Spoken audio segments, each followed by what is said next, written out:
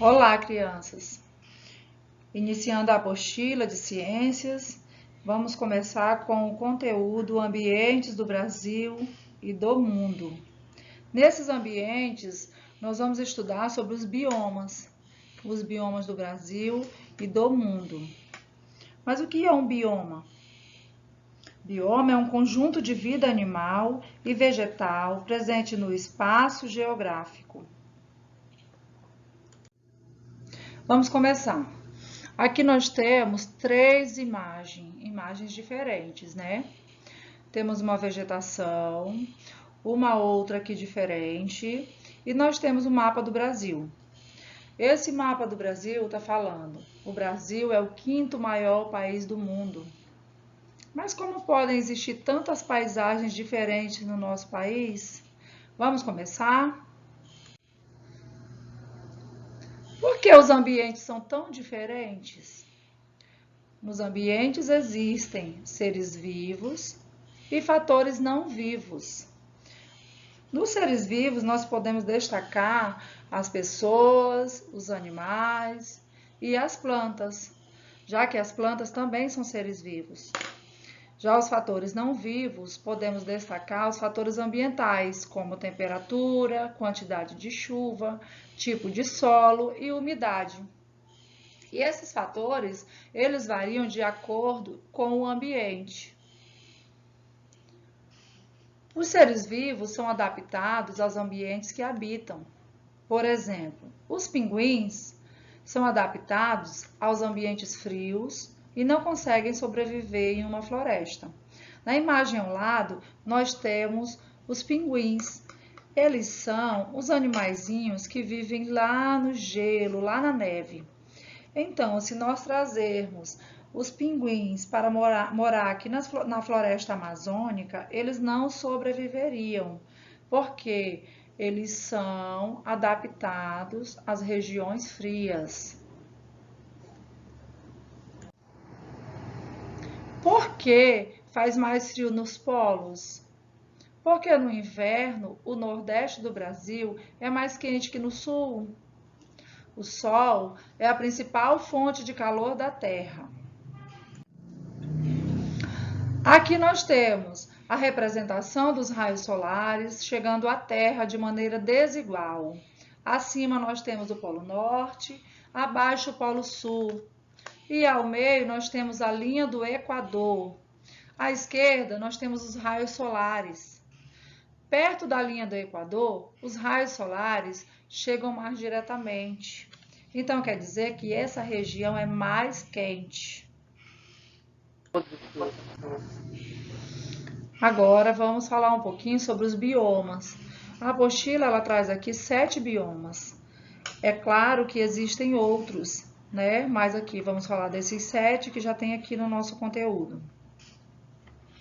Vamos falar um pouquinho sobre a taiga. A taiga é um tipo de floresta, principalmente formada por pinheiros. Como você pode ver na figura ao lado, são pinheiros e são chamadas de árvores coníferas, porque elas têm o formato de um cone. Apresenta clima frio, verões curtos, invernos longos, com temperaturas negativas e neve. Esses pinheiros, eles nascem lá nas regiões onde tem neve, onde tem gelo. Aqui tem um bioma chamado campos. Os campos apresentam temperaturas baixas no inverno e altas no verão. São cobertos por várias espécies de capins e outras plantas rasteiras que servem de alimentos aos animais. Se você observar, ao lado nós temos aí a vegetação, que é o que? O capim e outras plantinhas que se misturam aí no meio. E são importantes porque servem de alimento para alguns animais, como o boi, o cavalo, a vaca e etc. Temos aqui florestas tropicais. Localizam-se próximo à linha do Equador. Por isso, gente, que tem esse sol bem aí, em cima do topo das árvores. Apresentam um clima quente durante todo o ano. As árvores tornam o ambiente bastante úmido e a biodiversidade é muito grande. Gente, essa floresta é chamada de floresta densa, porque ela é uma floresta fechada, onde tem muitas árvores altas, fazendo com que o sol não penetre no interior da floresta.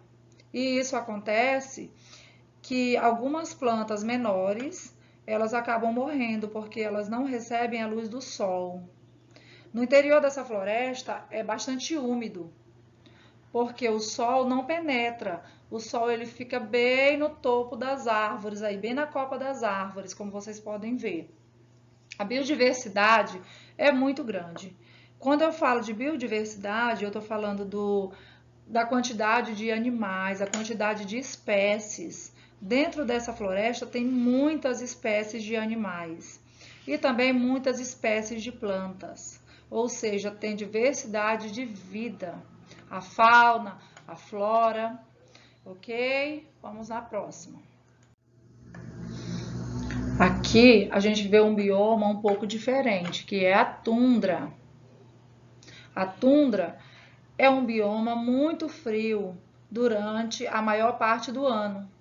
No verão, crescem musgo e plantas rasteiras. No inverno, a neve e o gelo tomam conta do ambiente para outros lugares, enquanto os pequenos mamíferos vivem em tocas subterrâneas e as aves migram.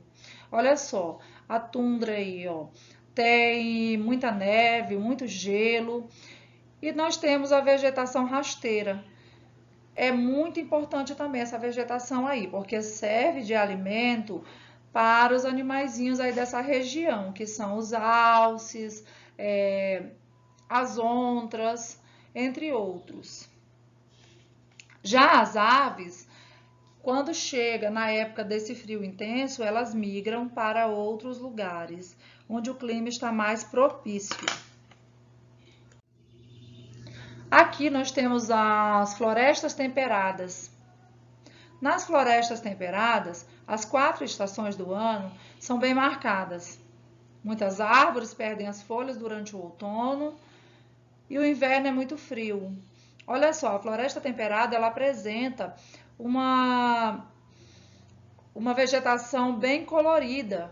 Dá para ver aí ó, o rosa, o amarelo, as folhas verdinhas, né? Mas quando chega aí no outono, ela começa a perder as folhas e ficando as árvores praticamente só o caule.